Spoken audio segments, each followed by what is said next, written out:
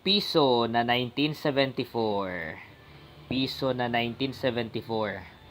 At akala ko mga ka-Vertusio ay hindi ko na po ma-retrieve ang coin na ito kasi nung binigay po ito ng bata po sa akin, shout out again sa iyo, Xavier.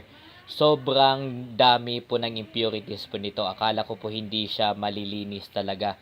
Talagang hindi ko na siya makikita. Yung mga details po niya talagang covered na siya. Pero buti na lang dito sa bahay, may metal polish po tayo. So ang ginawa ko, nilagyan ko siya ng metal polish. Tapos ini-scrub ko lang siya gamit po yung tela na malambot para hindi po siya madagdagan ang scratch. Tapos ito na siya ngayon. Ayan na siya. Yan. Nung dumating po yan sa akin ay sobrang puno po siya ng impurity. Dilaw lang po ang kulay niya. Tapos ngayon, nakikita na po ang detalye na meron siya. Yan. Ito ay piso na 1974. Hindi po ito medyo. Sobrang luma na po talaga ng coins na ito. At for sure, iniisip ko na kung saan man ito galing, kung saan man ito kinip ng bata ay hindi talaga siya naalagaan. Ngayon lang siya nalinis. Ngayon lang siya naalagaan ulit itong coin na ito. Ayan, kaya kahit na nalinis ko na siya, at least na-retrieve po natin. Pero somehow, hindi na masyadong maganda talaga ang klase. Pero, ang napaka-importante po dito ay malinis na po siya. Malinis na. Ayan. Malinis na ang piso na ito. At, alam nyo po ba mga ka-Vertusio na ang mga coin na ito, kailan nga ba yon? Nagkaroon ng subastahan po kasi sa Quiapo last National Heroes Day. At ang highlight po nila doon ay mga luma na coin. At kasama po itong 1972 na meron ako na in-upload ko din sa inyo last time. At ngayon itong 1974. Alam nyo po ba mga ka-Vertusio na ang mga coin na ito na naging highlight sa subastahan po noon, kailan nga ba yon? Nung Lunes, that was August 28. August 28 sa Quiapo po ito nangyari mga ka-Vertusio, yung subastahan. Alam nyo po ba na ang mga coin na ito ay milyones na po ngayon? Milyones na ang halaga sa subastahan or ang value nito sa market. May mga nagsasabi po na mura lang daw or mababa lang daw ang bentahan po nito. Huwag po kayong maniniwala doon kasi ang mga coin na ito ay very rare to find na.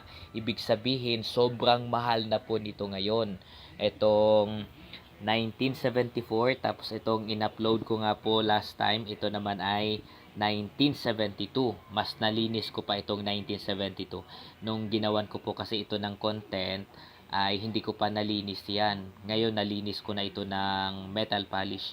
Kaya maayos na po sila tignan. Yan, kung nakikita nyo po, kumikinang na siya ulit. Lalo na itong 1972, kumikinang na yan ulit. Ang mga presyo po nito sa subastahan mga ka-Vertusio, uulitin ko, ito ay milyones na po ang halaga.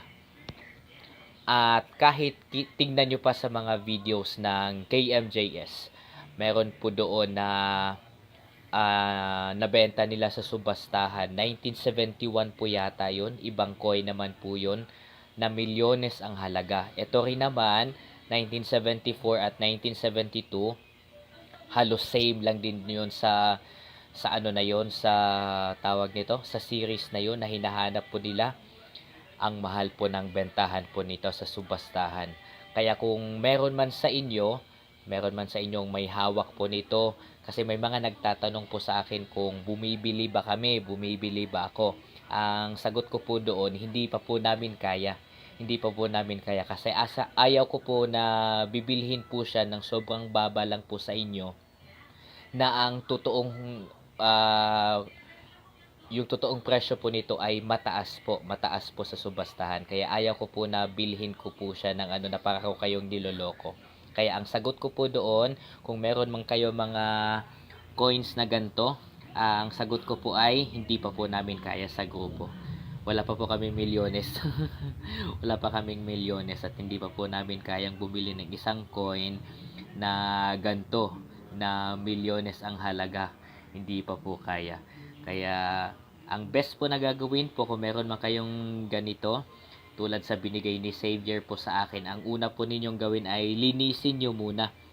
Lilinisin nyo muna katulad ng ginawa ko. Kasi kapag marami po siyang impurities, nagdilaw po siya at maraming mga gasgas, even kalawang, bababa po ang presyo po niya. Bababa ang presyo. Kaya kailangan linisin talaga katulad ng ginagawa ko. And I wore gloves.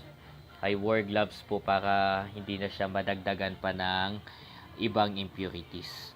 Yan. So, kung meron po kayong ganto, again, kung meron po kayong ganyan na mga coins, mga gantong coins po mga ka-Virtusyo, ang advice ko po sa inyo, ang advice po ng grupo po namin ay dalhin nyo po sa subastahan.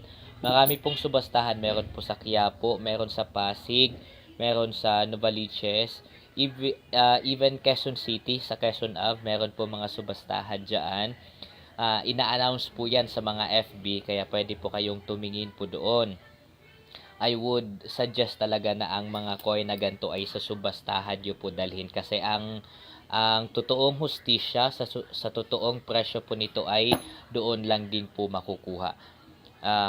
Yun nga, katulad ko po, sinabi ko po sa inyo na hindi pa namin kayang bumili ng ganito kasi ang taas nga talaga ng bentahan.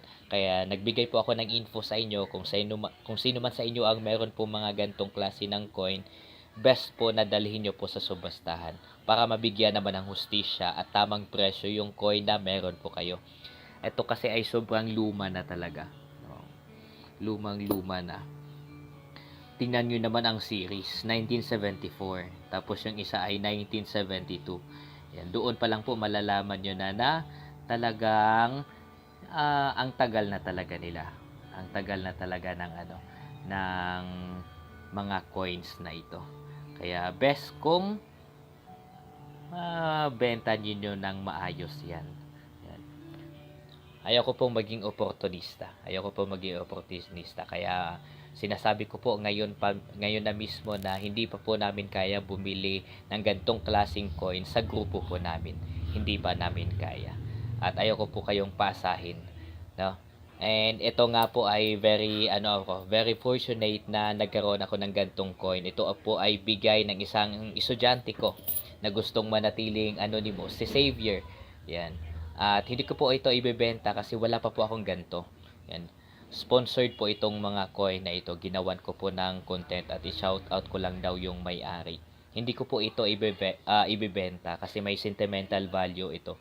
At syempre, wala pa po kaming ganito sa grupo. Kaya I would better keep these coins. Wala pa akong pera, pero may hawak na akong milyones. May hawak akong milyones sa mga pera na ito.